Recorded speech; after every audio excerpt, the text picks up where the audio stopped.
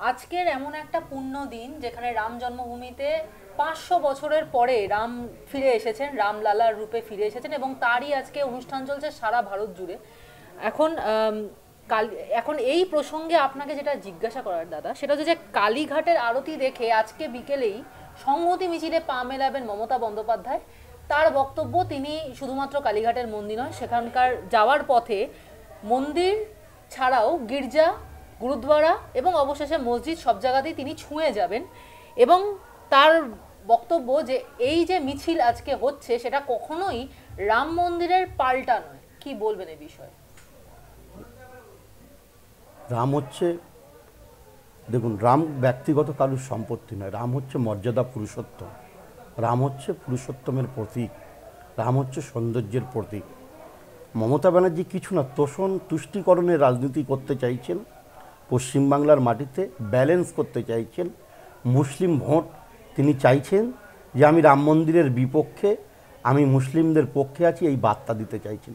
আসলে মমতা ব্যানার্জির ভণ্ডামু ছাড়া আর কিছু নয়, আর কিছু নয়, শুধু ভণ্ডামু আর তোষণ তুষ্টিকরণের রাজনীতিতে মমতা ব্যানার্জি এটা বরাবর করে এসেছেন। দাদা, তাহলে আপনি যেটা বললেন সেটা হিসেবে তাহলে কি আমরা বলতে পারি যে রাজ্যে মেরুকরণের রাজনীতি? একদম, মমতা ব্যানার্জি মেরুকরণের রাজনীতি পশ্চিমবাংলায় শুরু করেছে। আপনি দেখবেন গত 5ই জানুয়ারি শাহজাহানের বাড়িতে যখন ইডি অভিযান করলো, সেখানে সিআরপিএফদেরকে যেভাবে মারা হলো, ইডি অফিসারদের যেভাবে মারা হলো, রক্তাক্ত করা হলো, মাটিতে লুটিয়ে পড়লো, যারা জলের জন্য আর্তনাদ করলো, জল পেল না। এই শাহজাহান শেখ একজন দুষ্কৃতী, একজন মাফিয়া, তাকে অবিলম্বে গ্রেপ্তার করা দরকার। আর মমতা ব্যানার্জি চেয়েছিল যে ওখানে কটা মুসলিম লাশ পড়ুক, ওই মুসলিম লাশ নিয়ে তিনি রাজনীতি করবেন। এই যে শাহজাহান শেখের প্রশ্ন তুললেন, তাহলে সেখানেই একটা প্রশ্ন করি যে শেখ শাহজাহানকে তো এখনো পর্যন্ত খুঁজে পাওয়া গেল না। এতদিন হয়ে গেল তিনি আড়ালে থেকে বার্তা দিচ্ছেন, কিন্তু তাকে খুঁজে পাওয়া যাচ্ছে। আমরা বলছি তো শেখ শাহজাহান কোথায় আছে, আমরা বলছি পুলিশ পহরায় আছে তিনি। পুলিশ তাকে যত্ন করে আগলে রেখেছে, এই সরকার তাকে আগলে রেখেছে। শেখ শাহজাহানকে অ্যারেস্ট তারা করতে দেবে না, এই সরকার তাকে আগলে রেখেছে। একজন অপরাধীকে সরকার যখন আগলে রাখে, এটা অত্যন্ত দৃষ্টিকটু ব্যাপার। তাহলে দাদা, এই যে শেখ শাহজাহানকে আগলে রেখেছেন, তাহলে তিনি কোন লবিতে আগলে, মানে এই মমতা বন্দ্যোপাধ্যায় চাইছেন সেখানে মুসলিম লাশ, সেখানে একটা দাঙ্গা করতে চাইছেন, সেখানে কিছু মুসলিম লাশ যদি পড়ে, সেই লাশ নিয়ে তিনি রাজনীতি করবেন। তোষণ আর তুষ্টিকরণ ছাড়া মমতা ব্যানার্জি কিছু বোঝে না। আবার একটু রাম মন্দির ইস্যুতে ফিরি। বলুন। সেটা হলো, প্রাণ প্রতিষ্ঠা নয়, আমাদের কাজ উন্নয়ন করা। অযোধ্যা ইস্যুতে মমতা বন্দ্যোপাধ্যায় এই কথা বলেছিলেন। কি বলবেন এই বিষয়ে? আমরা তো সবকা সাথ সবকা বিকাশ, রাম মন্দিরের পাশাপাশি 25 কিলোমিটার দূরে সেখানে মসজিদ তৈরি হচ্ছে।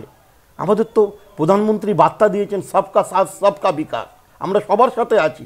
আজকের বলুন, প্রধানমন্ত্রীর যে প্রকল্প উজ্জ্বলা যোজনার গ্যাস, সে কি শুধু হিন্দুরা পায়? সেখানে মুসলমানরাও পাচ্ছে। সব থেকে প্রধানমন্ত্রীর যে সমস্ত প্রকল্প রয়েছে, সব থেকে বেশি লাভবান আমার মুসলিম সম্প্রদায়, যারা দারিদ্র সীমার নিচে বসবাস করে। আমরা সবকা সাথ সবকা বিকাশের সাথে বিশ্বাস করি।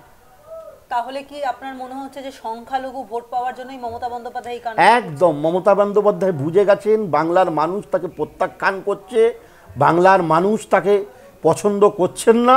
তিনি বুঝে গেছেন, তিনি সংখ্যালঘু তাস খেলছেন। গত বিধানসভা নির্বাচনে তিনি এনআরসির ভয় দেখিয়ে মুসলমান ভোট নিয়েছিলেন।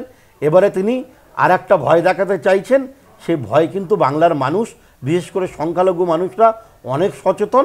দেখবেন সামনের নির্বাচনে মমতা বন্দ্যোপাধ্যায়ের সংখ্যাটা কত নিচে নামছে।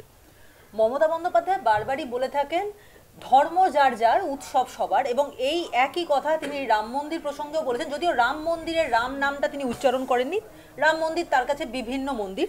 তো তাকে যখন প্রশ্ন করা হয়, তখন তিনি বলেছেন যে আপনারা আমাকে বারবার জিজ্ঞাসা করছেন বিভিন্ন মন্দির সম্পর্কে, আমি কিন্তু বারবারই বলেছি ধর্ম যার যার, উৎসব সবার। কি বলবেন এই বিষয়ে?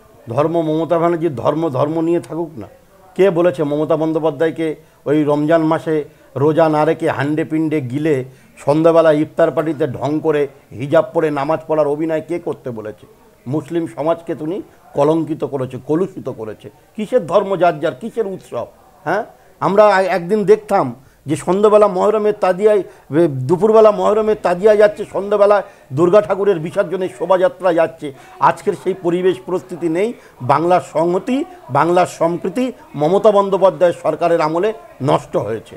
দাদা, সম্প্রতি রাম মন্দির উদ্বোধনকে ভোটের আগের গিমিক বলে বললেন মমতা বন্দ্যোপাধ্যায়। ওটা মমতা বন্দ্যোপাধ্যায়ের কাছে হতে পারে, আমাদের কাছে নয়।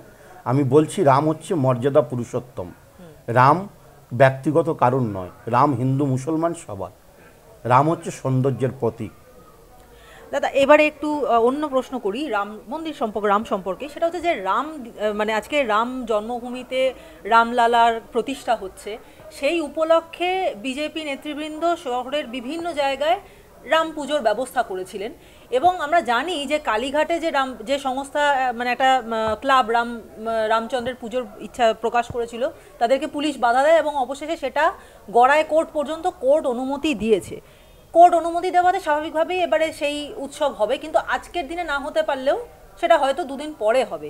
কিন্তু প্রশ্নটা হচ্ছে যে পশ্চিমবঙ্গ সরকার কি হিন্দু বিরোধী হয়ে উঠেছে? একদম হিন্দু বিরোধী। পশ্চিমবাংলার সরকার একদম হিন্দু বিরোধী। হিন্দু বিরোধীর সাথে সাথে মুসলিম বিরোধী।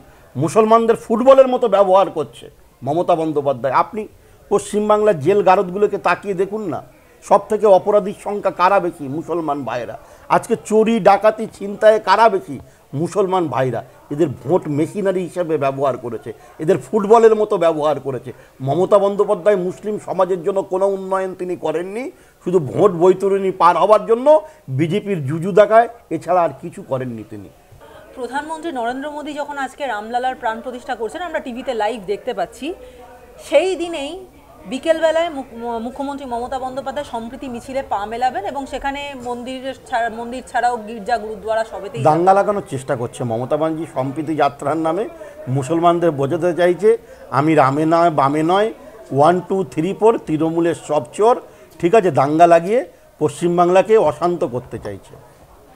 আপনার কি মনে হয় যে আজকে ওনার সম্প্রীতি যাত্রা তৃণমূলকে বাড়তি অক্সিজেন যোগাবে? না না, আতঙ্ক তৈরি করেছে, বাংলার মানুষের কাছে আতঙ্ক তৈরি করছে। সম্প্রীতি যাত্রার নামে, সংহতি মিছিলের নামে পশ্চিমবাংলায় মমতা বন্দ্যোপাধ্যায় মুসলমান সমাজকে বোঝাতে চাইছে যে আমরা তোমাদের পাশে আছি।